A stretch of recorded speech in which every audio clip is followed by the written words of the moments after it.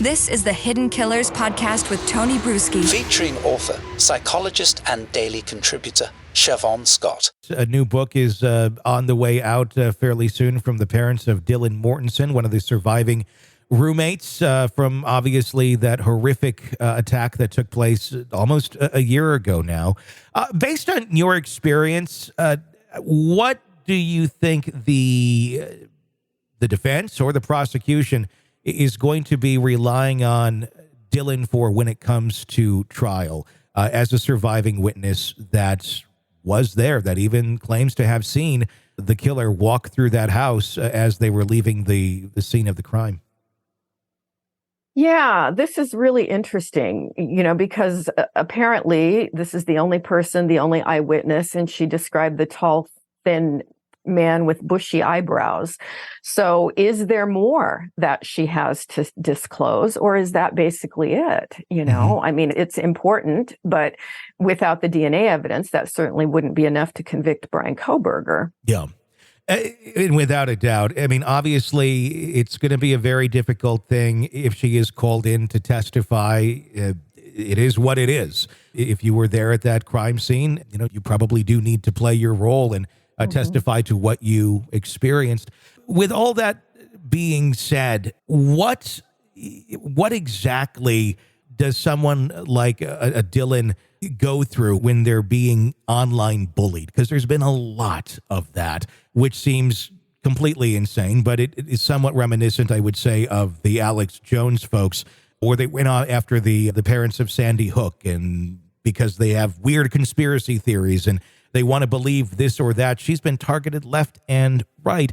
Obviously, pain and suffering are certainly what she's going through, but speak more to the mindset of individuals that want to engage in something like that. You just get the worst side of people on the internet, and the conspiracy theories and the urge to attack someone. It's just vicious. And, what makes people behave that way? And for the life of me, I will never completely understand it, why some people get this sense of power when they're behind a keyboard.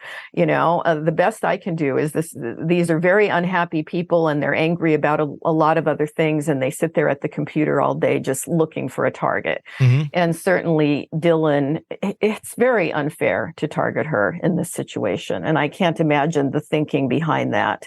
We at this point have no way of knowing what was going through her mind, what she saw or didn't see. It was always my guess that because there were so many people living in the house, and they all had guests and people that would come and go and boyfriends that would spend the night, that this may have startled her a little bit, and she didn't say anything to this person, but it didn't set an alarm off that, oh my God, a murder has just happened here, So I think the attacks on her are very unfair, and it's just awful. And I hope that when this plays out, if she does testify, that maybe that will have a curative impact for her, that she has done what she can do. Maybe that will help. One would certainly hope so. We're in a weird place in society right now where everyone has a megaphone, and anyone who wants to go and express whatever nonsense is in their mind, they can go and do it. And you can have other people that agree with the nonsense that's in someone's mind, and then it piles on top of each other. Obviously, we saw it here, and I just mentioned the case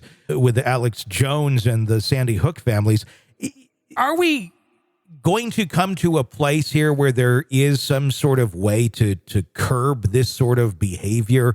Is this the behavior of people who, are new in a world of this unprecedented way of being able to communicate and express exactly how you feel directly sometimes to the people that are the subject of these horrible cases? Is this just the way that we're going to be living going forward in society? Or do you think this will ever correct itself and people will pull back and go, that was really shitty, the way that somebody, or my mom or dad or brother or cousin, or maybe even themselves, treated somebody at a different point in life?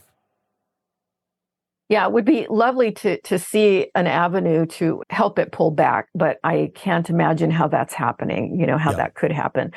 It just seems like people are empowered by anonymity, and they can look for targets, and it's just become a way of life for so many people. I mean, I know old men, retired old guys who just sit around and write crap on the internet all the time. And it's almost like they take delight in it. It becomes a hobby and they bicker. And it's strange. And it's one of the worst aspects of humanity, I think, is to feel the need to just attack people, particularly innocent people who've done nothing, but we're going to go after them.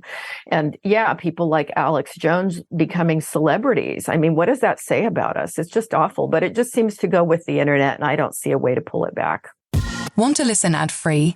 Want advance access to all of our interviews before anyone else?